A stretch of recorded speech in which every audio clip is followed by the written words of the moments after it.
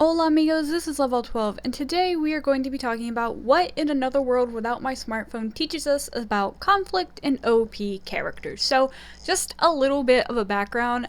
I don't usually watch isekai anime. They're not something I find enjoyable. I am not the target demographic of a 15-year-old boy that these animes shoot for. I watch this because someone commissioned me to write Dragon Ball into this story, so this is why I watch this show.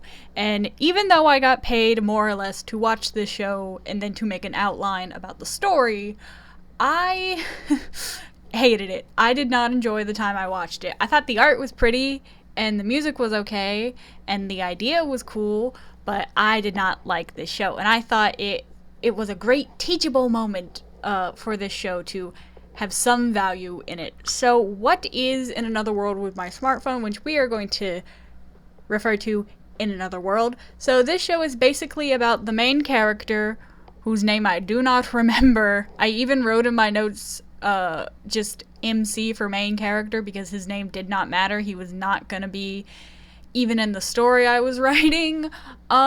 So he was struck by lightning by accident by God, and God was like, you know, you're 15, you really deserve a better life and you should not have died. And so basically what God did, God was like, hey, I found another world where they breathe oxygen. Apparently that's hard to find, and they use magic, and you can go there and you can bring one object with you. And the guy was like, my smartphone, which, okay, I guess. And this show was originally a light novel, and the light novel sucks too, by the way. I've read reviews of it. Did not handle it well. God basically made the main character overpowered as heck. He had no struggles, he learned all the magic really quickly, and then he amassed a harem.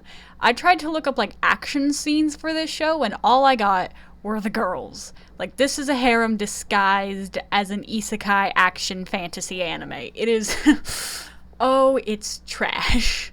And basically he just collects waifus while also like fighting low level demons in the kingdom. It's all trash. It's all horrible. Do not recommend you watch it.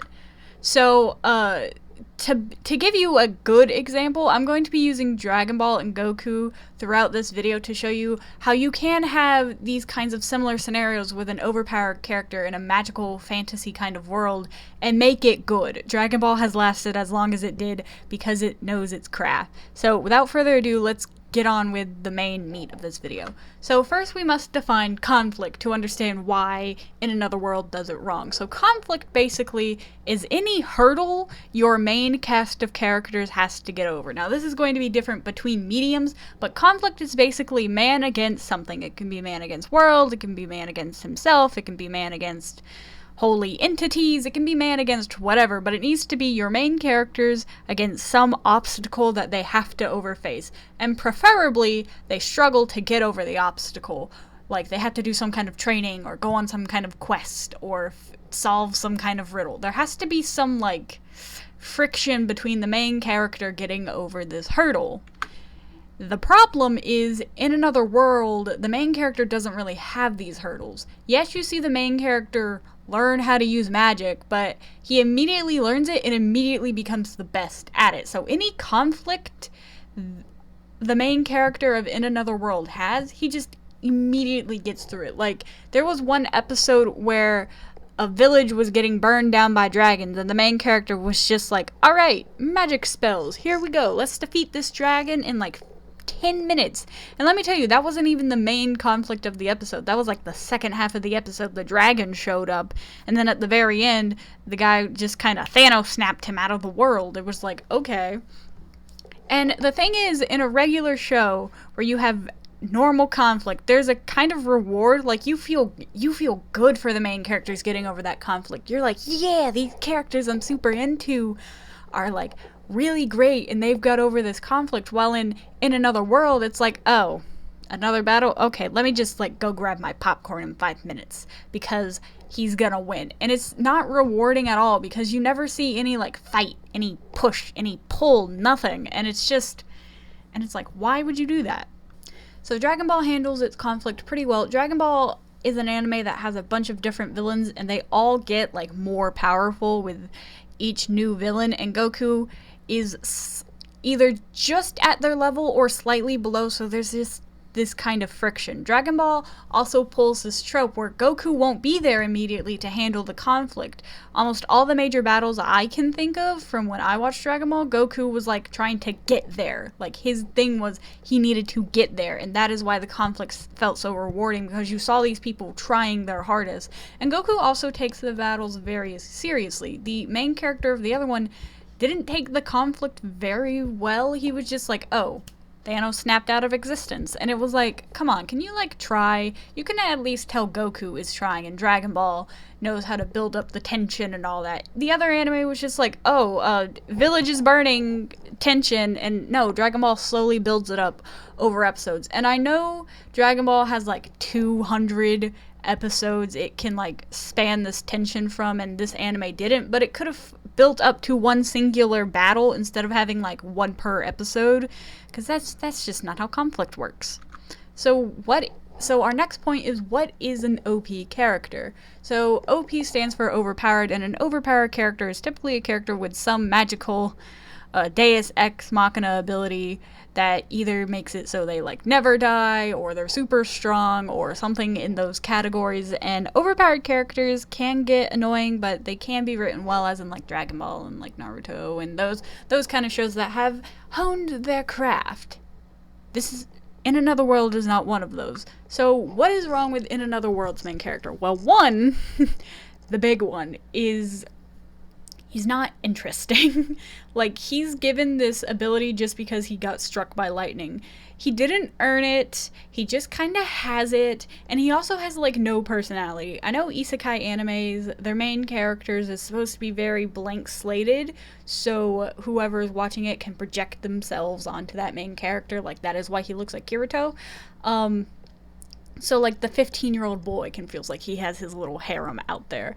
And, like, I get that, but that does not a good story make. So like, I've watched a lot of anime, and almost every anime, even with like fully fleshed out defined characters, I've been able to self-insert, and that may just because I have a good imagination and very little friends, but like In Another World has such a wooden main character, and things just happen to him, and he just reacts, and Thanos snaps them out of existence, and it's such boring to watch if you're looking for good story and to be gripped by shows, because when I watch anime, I want to be gripped, I want to be moved, I don't want to be knocked to my knees sobbing, either because the show was so good or you made me that emotional.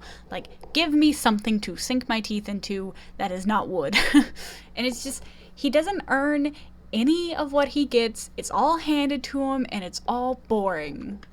So Dragon Ball also has another overpowered character. Again, it's Goku. Hello. And Goku earns his strength. Even if you didn't watch Dragon Ball, the one that aired in like the 90s when Goku was a kid, he still continues to train. Even though he's like super overpowered, he's still eager to fight tougher enemies. He's eager to get stronger, and he just wants to be more powerful. And he also has a defined personality. As goofy and as stupid as he is, it's a defined personality. I can like pick Goku out on like the alignment chart that isn't true neutral, okay? True neutrals. And again, Goku earns his strength. He trains a lot. He goes out in search to get stronger. He's not even like the villains that could use the Dragon Balls and just be like, make me the most powerful being in the world. Like, no, he like tries, and he has a moral good compass, and he has friends that have personalities. He's such a developed character and a lovable one, and Dragon Ball handles this so much better. And again, Dragon Ball has more episodes, but it's just like I love Dragon Ball, love how it handles it. The world is so diverse.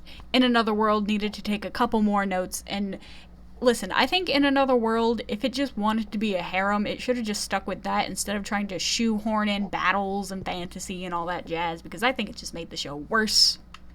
So anyways, that's it for this video. I hope you learned something about conflict and creating overpowered characters. I really like writing, so this show was a really good example of what not to do. And I really think that sometimes we get so bogged down with what to do that we forget that there are pitfalls everyone can like get trapped in, and if we only see what the right thing is to do, then we may not recognize what the wrong things are because we have some false comparisons. It's good to know the good and the bad. Anyways, thank you for watching. Like and subscribe for more